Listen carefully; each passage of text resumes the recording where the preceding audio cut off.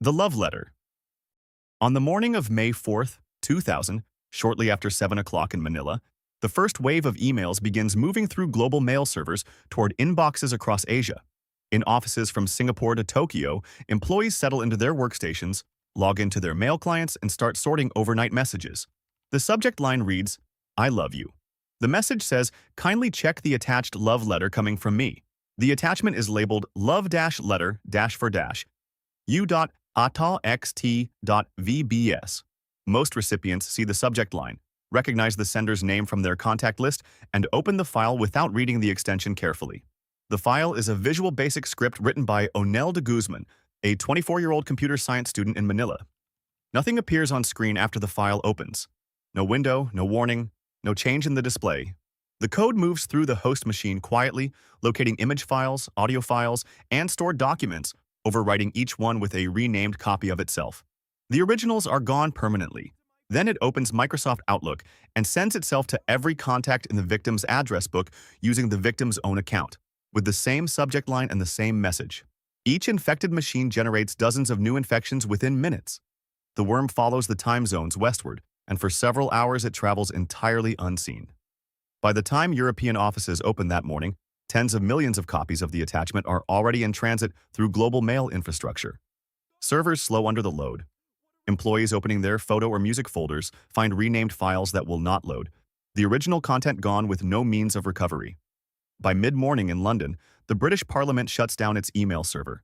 The Pentagon, the Central Intelligence Agency, and the United States Department of Defense each take their external mail systems offline before noon. Ford Motor Company disconnects its global email network across multiple continents. Within 48 hours, approximately 45 million computers worldwide are affected, with estimated losses from destroyed files and lost productivity ranging between $5.5 billion and $8.5 billion. Onel de Guzman is identified and questioned by Filipino authorities. He is not prosecuted. The Philippines has no law in place at the time that covers the creation or release of malicious software. The cameras that took down the internet. On October 21st, 2016, engineers at Dyn, a domain name system provider based in Manchester, New Hampshire, begin the morning shift shortly before 7 o'clock. The operations floor runs continuously. Screens along the walls track incoming query volumes and server traffic across North America and Europe. Dyn processes billions of domain lookups each day, translating web addresses into server locations for many of the internet's most visited platforms. The overnight logs show nothing unusual, and the morning handover is brief. At 7:10, a cluster of addresses begins generating incoming queries at a rate no scheduled traffic event could explain. The sources resolve not to corporate networks or data centers, but to home devices, security cameras, digital video recorders, and internet-connected routers running unchanged factory default credentials.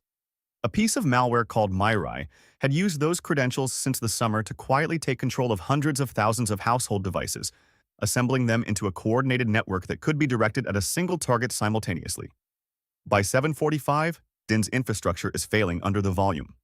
Between the first and second wave, engineers managed to restore partial function for a short window. Twitter stops loading for users across the eastern United States. Spotify returns connection errors. Reddit shows blank pages. Netflix queues stall. PayPal transactions fail to process. The disruption is not a fault at any of those individual services, but a coordinated attack at the level of the shared infrastructure routing traffic to all of them. Dyn is hit by 3 separate waves through the course of the day, with each partial recovery interrupted by the next surge. By late afternoon, service stabilizes. The attack is traced to a botnet of approximately 600,000 compromised household devices. 3 men from the United States, between 19 and 21 years old at the time, are identified by the Federal Bureau of Investigation as the primary operators. All 3 eventually plead guilty to conspiracy charges. 9 months undetected. Sometime in the early months of 2020, a routine software update for a network monitoring application called Orion is compiled at SolarWinds offices in Austin, Texas.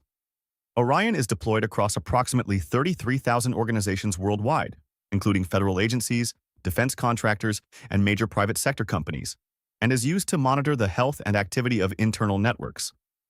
The update moves through the standard build pipeline. Engineers review the release documentation. Quality assurance runs its automated checks. The signed package is pushed to the update servers and distributed to clients over the following weeks without incident. The update carries a hidden backdoor. Attackers had accessed the SolarWinds development environment months earlier and inserted their code into the application's source before compilation, ensuring it would be signed and shipped as part of the legitimate product. Once installed on a client's network, the code waits approximately 2 weeks before activating, long enough to sever any connection to the update itself. It then maps internal architecture, moves laterally through connected systems, and relays data outward through channels designed to resemble routine application traffic. No monitoring system at any of the affected organizations flags the activity for 9 months. In December 2020, the cybersecurity firm FireEye discovers the backdoor while investigating anomalous access in its own environment. The investigation expands rapidly. The United States Treasury Department, the Department of State, the Department of Homeland Security, and several other federal agencies are found to have had their internal networks accessible to outside operators for an extended period. In some cases, communications between senior officials are believed to have been read as they occurred. The full scope of what was accessed or copied is not publicly disclosed. United States intelligence agencies attribute the operation to a unit within Russia's Foreign Intelligence Service. The attackers had moved through some of the most closely monitored government networks in the world by distributing their code inside a software update that tens of thousands of administrators had every reason to trust. The NHS blackout. On the morning of May 12, 2017, the emergency department at Barts Health NHS Trust in London opens at its usual pace. Porters guide patients through double doors. Nurses log into workstations along the corridor and load the overnight handover notes. A radiographer in the imaging unit switches on her workstation and pulls up the morning queue. The waiting area is quiet at this hour.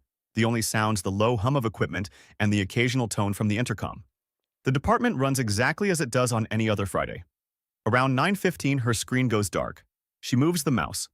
After a moment, the monitor fills with a red background and white text. The message says her files have been encrypted. It requests $300 in Bitcoin and displays a countdown of 96 hours. She calls IT support. Before anyone responds, a second machine in the same room shows the same red screen, then a third along the hallway. The help desk receives calls from 4 departments within 2 minutes, then 12 more before a single technician has left the desk.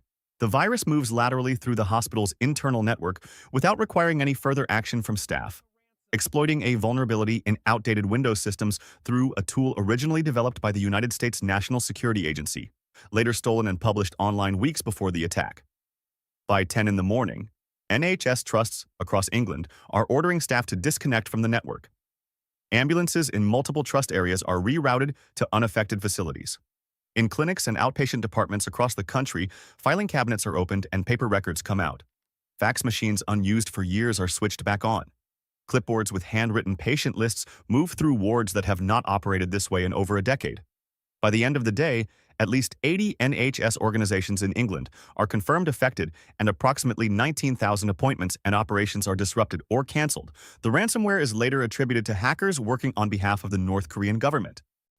The morning Sony stood still. On the morning of November 24, 2014, employees arrive at the Sony Pictures Entertainment campus in Culver City, California. The lot spans several city blocks, a working production facility with administrative offices, editing suites, and sound stages arranged along its internal roads. Staff badge through turnstiles and head to their workstations. Computers across the business side of the campus move through their standard boot sequence. Some machines wake to a different screen.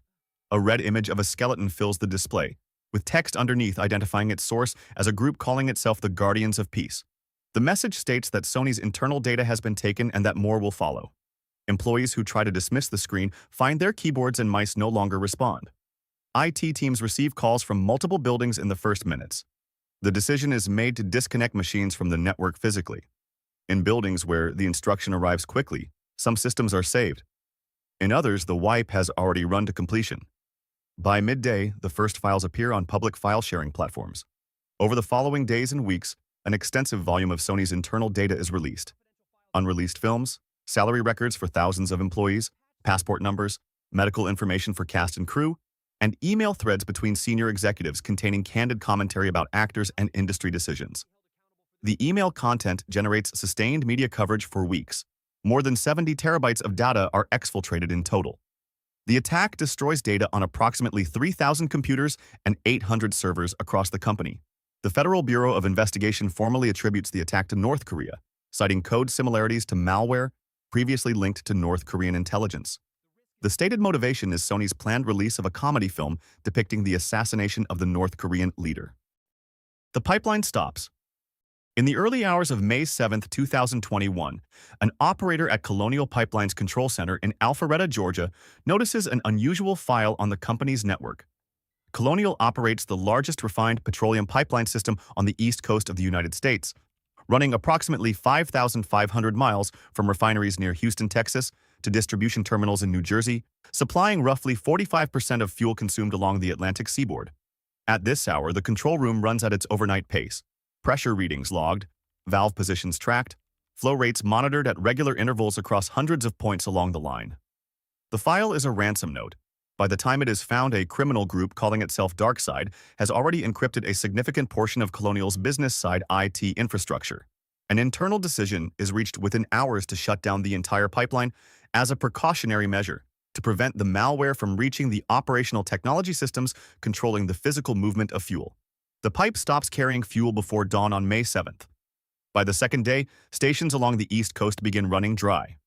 Lines form at gas stations across North Carolina, Virginia, Georgia, and Florida. Paper signs appear on pump handles. Motorists fill whatever containers they have available, including plastic bags not rated for fuel storage. Aviation fuel supplies tighten at several East Coast airports. The pipeline remains offline for 6 days. Colonial Pipeline pays $4.4 million in Bitcoin to DarkSide in exchange for a decryption key. The key runs too slowly to be of practical use, and the company restores its systems primarily through its own backups. The United States Department of Justice later recovers approximately $2.3 million of the ransom payment by tracing the Bitcoin transactions to a server located inside the United States. If you liked this video, hit subscribe for more like it, and let me know in the comments what you want to see next.